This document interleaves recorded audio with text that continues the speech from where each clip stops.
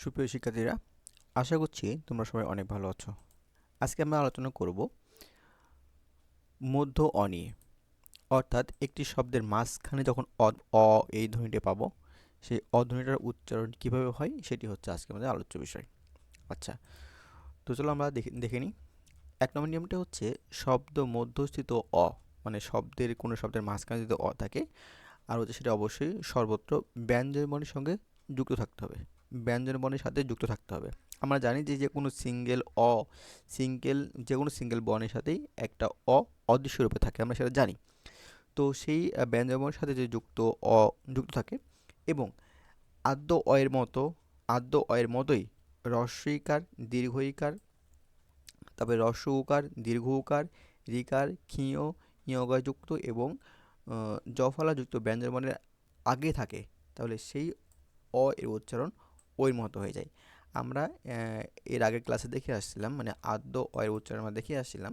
যদি স্বরীয় এর পরে যদি এগুলো থাকে, স্বরীয় এর পরে যদি এই যে হ্রস্ব ই, দীর্ঘ ই, তারপরে দীর্ঘ উ,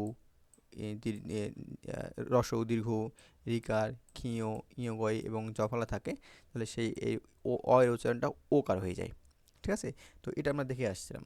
তো এখানেও নিয়মটা সেম, একদমই সেম। যদি মাঝখানে আমরা অ পাই এবং ঠিক তারপরে মাঝখানে অ পাইলে ঠিক তারপরে যদি এগুলো আমরা পাই, হ্রস্ব ই, দীর্ঘ ই, হ্রস্ব উ, দীর্ঘ উ, রি, এগুলো যদি আমরা পাই, তাহলে সেই অ এর উচ্চারণটা ও এর মতো হয়ে যায়। ঠিক আছে? নিয়মটা সেম, কিন্তু আদ্য অয়ের বলে আমরা দেখেছিলাম যে আদ্য অয়ের পরে যদি এগুলো থাকে তাহলে হচ্ছে এই অটা ও হয়ে যাবে। আর আমরা এখানে দেখছি যে মধ্য অয়ের পরে যদি এগুলো থাকে, তাহলে সেই অয়ের উচ্চারণটা ও হয়ে যাবে। সেম জিনিস, শুধু এখানে মাঝখানে, আর ওখানে কি, ওখানে হচ্ছে মানে প্রথমে। এই হচ্ছে পার্থক্যটা। ঠিক আছে? তো আমরা উদাহরণ দেখে নিই। দেখো, পরিহরি।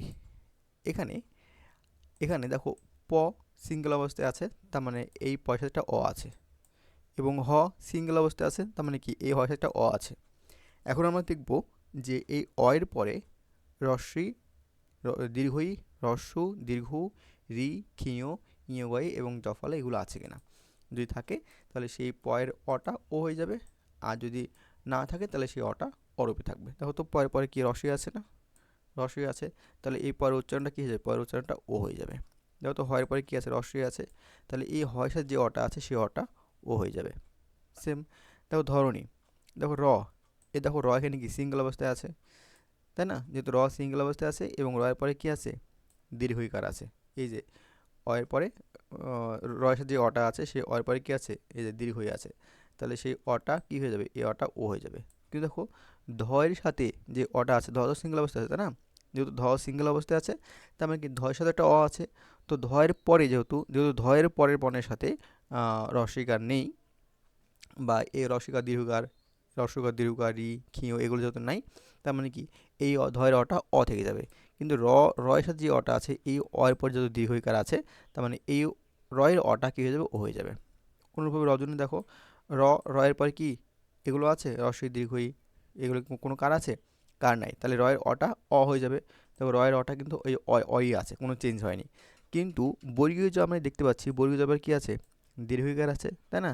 যেহেতু বর্গীয় জয়ের পরে দীর্ঘইকার আছে, তাহলে নিয়ম অনুযায়ী কী হবে, দীর্ঘ থাকলে কী হয়, দীর্ঘ থাকলে এই বর্গীয় জয়ের উচ্চারণটা, বর্গীয় জয়ের উচ্চারণ কী হয়ে যাবে, ওকার হয়ে যাবে। ঠিক আছে? আশা করছি তোমরা বুঝতে পেরেছো। তারপর দেখো সমভূমি। সমভূমি দেখো এখানে আহ, এখানে দ্বন্দ্বস্বরের পরে কি কোনো আকার একার, বা সরি, যে এখানে রসিকার দীর্ঘিকার, রসিকার দীর্ঘকার, রি, ক্ষীয় এগুলো কি আছে দ্বন্দ্বস্বরের পরে? নাই কিন্তু, ময়ের সাথে কিন্তু নাই। কিন্তু ময়ের পরে দেখো আছে, ময়ের পরে ভয়ের সাথে কিন্তু আছে। ময়ের পরে ময়ের পরে যে ভয়ের সাথে কিন্তু কি আছে, দীর্ঘ আছে। তাহলে দেখো এই যে দীর্ঘকার, দীর্ঘ যদি থাকে তাহলে অটা কি হয়ে যায়, ও হয়ে যায়। তো ময়ের পরে যেহেতু এখানে দীর্ঘকার আছে, তার মানে এই ময়ের উচ্চারণটা কী হয়ে যাবে, ময়ের উচ্চারণটা হচ্ছে ওকার হয়ে যাবে। ঠিক আছে? তারপর দেখো আত্মরক্ষা বানানটা দেখো, আত্মরক্ষা বানানটা দেখো, এখানে র মাঝখানে অ পাইলাম, মাঝখানে একটা অ পাইলাম, তাই না? এর সাথে একটা অ আছে আমরা জানি। তো অ এর পর কী আছে, ক্ষীয় আছে। দেখো তো ক্ষীয় থাকলে কী হয়, এই যে ক্ষীয় থাকলে কী হয়, ক্ষীয় থাকলে অটা ও হয়ে যায়। সেজন্য এর সাথে যে অটা আছে এবং এর পরে যেহেতু ক্ষীয় আছে, তার মানে কি এর অটা ও হয়ে যাবে। ঠিক আছে? তো এখানে চন্দ্রবিন্দু কেন আসলো, তারপরে এখানে ওকার কেন হলো, এগুলো আমরা দেখব। ঠিক আছে? এগুলো আমরা হচ্ছে আস্তে আস্তে নিয়ম অনুযায়ী দেখবো। যেহেতু আজকে আমরা অর উচ্চারণে আলোচনা করছি, তারপরে যেখানে অ আছে, যেখানে স্বরীয় আছে, সেই জায়গায় আমরা কাজ করছি। বাদ বাকি বিষয়গুলো আমরা একটু পরে দেখব, আস্তে আস্তে আস্তে আস্তে আমরা ধারাবাহিকভাবে দেখব। ঠিক আছে? তারপর দেখো বিপক্ষ। বিপক্ষণের ক্ষীয় আছে, এখানে কি আছে, ক্ষীয় আছে। দেখো পরে পরে কি আছে, পরে পরে ক্ষীয় আছে। যেহেতু পরে পরে ক্ষীয় আছে, তার মানে কি এই পরের অটা, পরের সাথে কি আছে, অ আছে, তাহলে এই অটা কি হিসাবে, এই অটা হচ্ছে ও হয়ে যাবে। ঠিক আছে? তারপরে রাজকন্যা, দেখো এখানে কি জফলা আছে, এবং জফলার আগের পাশে কি ক আছে, কয়ের সাথে কি আছে একটা, ক যেহেতু সিঙ্গেল অবস্থায় আছে, তারপরে কি কয়ের সাথে যেহেতু সিঙ্গেল অবস্থায় আছে, তাহলে কয়ের সাথে অ আছে, এবং এই অয়ের পরে যদি জফলা আছে, তাহলে নিয়ম অনুযায়ী জফলা থাকলে নিয়ম কি হয়, জফলা থাকলে নিয়ম অনুযায়ী এই অটা ও হয়ে যায়, অটা ও হয়ে যায়। অন্যভাবে অরণ্য, দেখো এখানে কি জফলা আছে এবং র সিঙ্গেল অবস্থা আছে, র সাথে কি আছে একটা, র একটা অ আছে। আর যেহেতু রয়ের পর যেহেতু একটা জফলা আছে, তার মানে এই রয়ের উচ্চারণটা কী হয়ে যাবে, ও হয়ে যাবে। ঠিক আছে? আশা করি তোমরা বুঝতে পেরেছো। অর্থাৎ বিষয়টা হচ্ছে এরকম যে যে কোনো শব্দের প্রথমে হোক বা শব্দের মাঝখানে হোক, শব্দের প্রথমে হোক বা মাঝখানে হোক, যেখানে হোক না কেন, যদি আমরা অ পাই এবং সেই অয়ের ঠিক পরের বর্ণের সাথে এই রস্বইকার, দীর্ঘইকার, হ্রস্বউকার, দীর্ঘউকার, ঋকার, তারপরে হচ্ছে ক্ষীয়, ঈয়গয়ী এবং জফলা পাই, তাহলে সেই অটা ও হয়ে যায়। ঠিক আছে? সেটা প্রথমে হতে পারে বা শেষে হতে পারে। আশা করছি তোমরা এই নিয়মটা বুঝতে পেরেছো। আচ্ছা, এবার আমরা ২ নম্বর নিয়ম দেখব। ওখানে বলা হচ্ছে যে ৩ বা তার অধিক বর্ণে গঠিত শব্দের মধ্য অ এর আগে, এখানে কিন্তু আগে বলছে, অর্থাৎ একটি শব্দ যদি তিনটি বা তার বেশি বর্ণ দিয়ে গঠিত হয়, এবং এই অ এর আগে যদি, এখানে কিন্তু আগে বলেছে, খেয়াল রাখবা, আগে বলেছে, আগে যদি স্বরীয়, স্বরিয়া, এ আর হচ্ছে ওকার থাকে, তবে সেক্ষেত্রে সেই অয়ের উচ্চারণটা ওকার প্রবণতা থাকে, সমাধিক ওকার প্রবণতা বেশি, মানে বেশি থাকে আর কি। যেমন যেমন আচ্ছা, এখানে তুই আমি আর একটু কথা বলি, এখানে কিন্তু বলতে থাকো আগে, কিন্তু পূর্বে বলছি, অর্থাৎ আমরা একটি ২, ৩ বা তার অধিক একটা বর্ণের সংখ্যা পাবো, বা একটা শব্দ পাবো, এবং সেই শব্দের মাঝখানে যদি আমরা অ পাই, এবং মাঝখানের আগে, পরে না, কিন্তু আমরা এতক্ষণ দেখলাম পরে, কিন্তু দেখো প্রত্যেকটা পরে হয়েছে, প্রত্যেকটা পরে হয়েছে, কিন্তু এখানে কি বলছে আগে। স্বরীয় এর আগে যদি আবার স্বরীয় থাকে, অথবা স্বরিয়া থাকে, অথবা এ বা ওকার থাকে, তাহলে হচ্ছে সেই অ এর উচ্চারণটা ও হয়ে যায়। আচ্ছা, আমরা উদাহরণ দেখি। যেমন বললাম বচন, দেখো এটা কি, দুইয়ের অধিক, মানে ৩ সংখ্যার বর্ণ, একটা, দুটা, তিনটা, তাই না, ৩ সংখ্যার বর্ণ। আচ্ছা, এখন মাঝখানে আমরা একটা অ দেখব। দেখো এখানে মাঝখানে অ আছে না, মাঝখানে তো অ আছে, মানে বয় যে চ এর সাথে একটা অ আছে, এই যে চ সিঙ্গেল অবস্থা আছে, তারপরে একটা অ আছে। এখন আমরা দেখব যে এই চ এর আগে যে বর্ণটা আছে, সেই বর্ণের সাথে কি আছে। দেখো তো এই বর্ণের সাথে কি আছে, স্বরীয়, স্বরিয়া। আচ্ছা, আমি একটু ভালোভাবে করি। দেখো তো এই স্বরীয়, স্বরিয়া, এ আর ও, ওকার, এই চারটির মধ্যে একটা আছে কি না।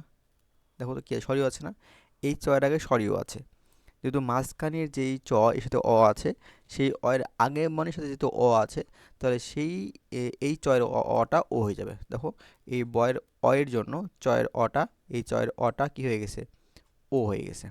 ঠিক আছে? অনুরূপ রতন, দেখো রতন মাঝখানে অ আছে। এখন আমরা দেখব যে ত এর আগে কি আছে, ত এর আগে কিছু র আছে, র এর সাথে একটা অ আছে, যেহেতু এই ত এর অ এর আগে আবার অ আছে, তাহলে সেই এই রতনের ত এর অটা কি হয়ে যাবে, ও হয়ে যাবে।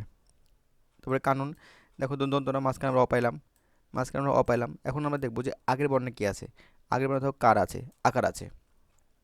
দেখো এই যে স্বরীয়, স্বরিয়া, এ ও, দেখো তুমি কি আছে, স্বরিয়া আছে না, স্বরিয়া এখানে পাইছি আমরা, যেহেতু এখানে আমরা স্বরিয়া পাইছি, এই স্বরিয়া পাইছি, তাহলে এই স্বরিয়া থাকলে কি হয়, স্বরিয়া থাকলে হচ্ছে অটা ও হয়ে যায়। তাহলে এই স্বরিয়ার জন্য হচ্ছে এই কাননের অটা কি হয়ে গেল, কাননের অটা হচ্ছে এখানে ও ও হয়ে গেল। অনুরূপে রাবণ, ব, বয়ের একটা অ আছে, এবং অ এর আগে আকার আছে, সেজন্য এই বয়ের অটা কি হয়ে যাবে, ও হয়ে যাবে। তারপরে কেতন, দেখো ত, একটা অ আছে, ত এর আগের বর্ণে কি আছে, একার আছে, একার থাকলে কি হয়, একার থাকলে হচ্ছে ত এর অটা ও হয়ে গেল। দেখো এই যে একার আছে, একার আর ওকার দুটাই মনে রাখবে। ঠিক আছে? ইকার। তাহলে যেহেতু এই কেতনের আগে আমরা ইকার পাইলাম, তাহলে হচ্ছে এই তয়ের যে অটা আছে সেই অটা কি হয়ে যাবে, ও হয়ে যাবে। তারপর শোভন, দেখো ভয়ের আগে কি আছে, ওকার আছে, তাই না? তাহলে এই যেহেতু ভয়ের আগে ওকার আছে আর এই ভয়ের সাথে একটা আছে, তাহলে এই অটা কি হয়ে যাবে, এই অটা ও হয়ে যাবে। তাহলে গোপন একই জিনিস, পয়ের আগে কি আছে, আছে, ও আছে, তাহলে এই পয়ের অটা কি হয়ে যাবে, ও হয়ে যাবে। কোমল, এই ময়ের আগে ও আছে, তাহলে ময়ের অটা ও হয়ে যাবে। তারপর শোষণ একই জিনিস, মূর্ধন্য ষয়ের আগে কি আছে, ওকার আছে, তাহলে এই মূর্ধন্য ষয়ের অটা ও হয়ে যাবে। ঠিক আছে, এ হচ্ছে বিষয়। আশা করছি তোমরা এটাও বুঝতে পেরেছো।